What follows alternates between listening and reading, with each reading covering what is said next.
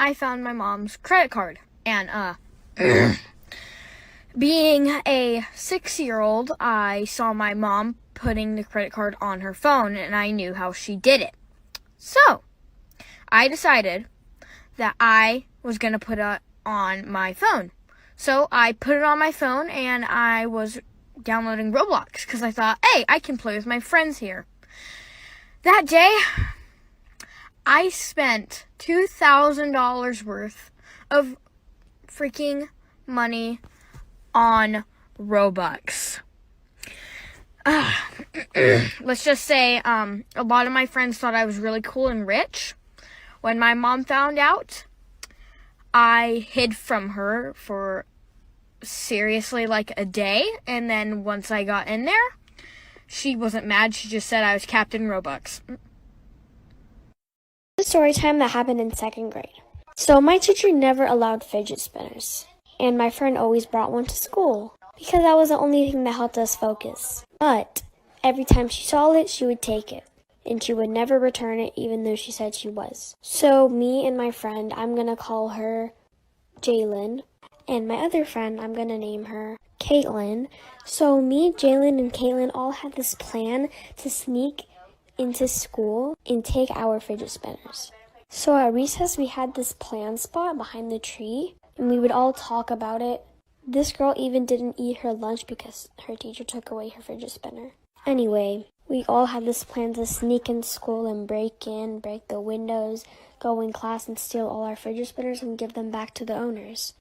But every time we talk about it, we'd get caught by this one kid named Nathan, and he would all go tell the teacher. But the teacher didn't care, obviously, because she knew we weren't going to do it. Like for part 2. Okay, part 2 of the fidget spinners. Okay, so as you know, Nathan was going to tell on us, and the teacher obviously didn't believe us because we were little kids and he knew we wouldn't do that. So we all had a plan that the next day we would all meet up at the playground in the school at 6 p.m. So that day, no one showed up. I didn't even show up. And the next day at school, we all got mad at each other for not showing up when we all said we showed up, but you guys didn't. And I didn't show up. My friend didn't show up. None of us showed up. But we just lied about showing up. So we just gave up and we just never did it again because we knew we would never get our fidget spinners. Tell me if you want more.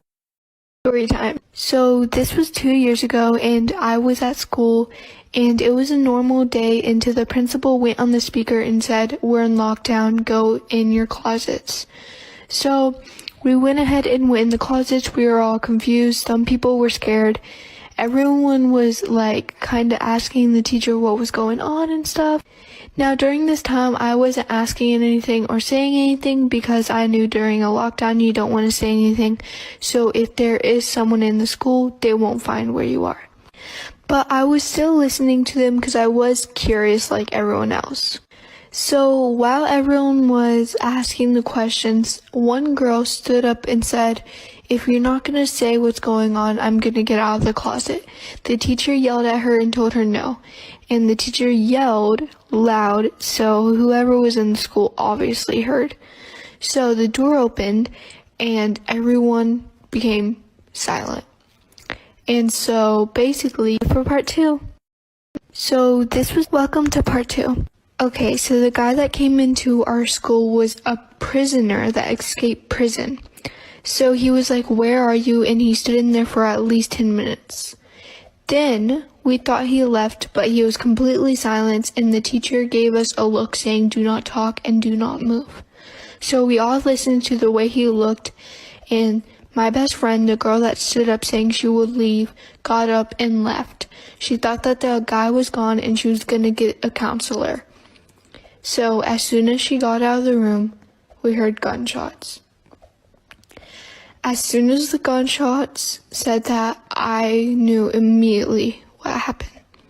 I started crying and I thought that she was dead. The guy didn't even try to come in the room that we were in, even though he knew where we were.